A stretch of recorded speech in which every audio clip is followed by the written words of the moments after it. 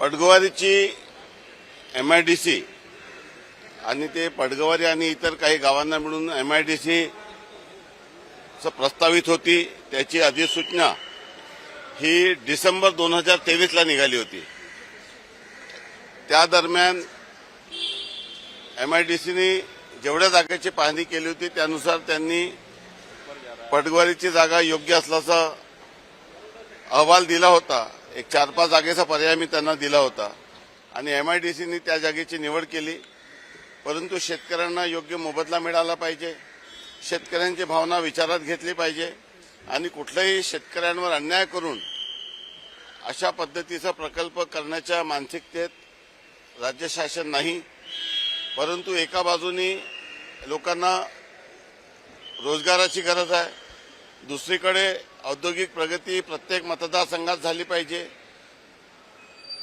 दुर्दैवाने जे लोक MIDC आली नाही म्हणून मला बदनाम करण्याचा प्रयत्न करत होते आणि जेव्हा मी MIDC येणार असं सांगितलं होतं तेव्हा त्यांनी चॉकलेट आहे असं सांगून लोकांना भ्रमित करण्याचा प्रयत्न केला।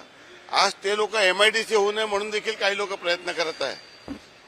जे शेतकरी आहे त्या शेतकऱ्यांच्या सोबत तिथला लोकप्रतिनिधी ताकदीने उभा आहे, परंतु काही काँग्रेसचे लोक याचं राजकीय भांडवल करण्याचा प्रयत्न करत आहे आणि एकटाही रामटेकला नाही तर महाराष्ट्रामध्ये ज्या ज्या ठिकाणी कुठलेही प्रकल्प होत आहेत त्या ठिकाणी काँग्रेसचे लोक लोकांना भडकवत आहे। शेतकऱ्यांच्या भावना योग्य आहेत, त्याचा पूर्णपणे सन्मान झाला पाहिजे, त्यांना योग्य मोबदला मिळाला पाहिजे। त्याशिवाय त्या शेतकऱ्यांशी संवाद करून त्यांच्या भावना समजून घेऊन त्यांच्याशी विचारविनिमय करूनच या संदर्भात निर्णय घेतला जाईल असं मी शेतकऱ्यांना सांगितलं आहे।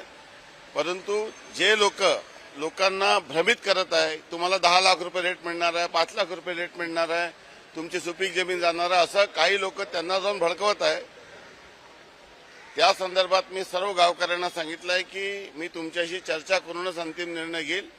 शेतकऱ्यांच्या भावना आमच्यासाठी सर्वोपरी आहे। मी राज्याचा कृषी राज्यमंत्री आहे, त्यामुळे शेतकऱ्यांसाठी सहित मी निश्चितपणे सर्वोपरी मानणार आहे। माननीय मुख्यमंत्री महोदयाशी या संदर्भात चर्चा करेल आणि जे काही योग्य निर्णय तो या ठिकाणी घेतला सर्वेक्षणामध्ये सुपीक जमीनवर आलं नाही का? अजून कुठल्याही या संदर्भामध्ये फक्त प्राथमिक अधिसूचना जे चॅप्टर 6 लागू झाला होता। परंतु मी गावकऱ्यांना सांगितलं आहे की मी तुमच्याशी चर्चा करूनच या संदर्भामध्ये अंतिम निर्णय करेल। परंतु काही लोक उतावळे होऊन या कामाचा क्रेडिट की आम्ही तुमची MIDC रद्द केली हे भासवण्यासाठी काही लोक राजकीय सोंग त्या ठिकाणी करत आहे, त्यांना मी एक्सपोज केल्याशिवाय राहणार नाही।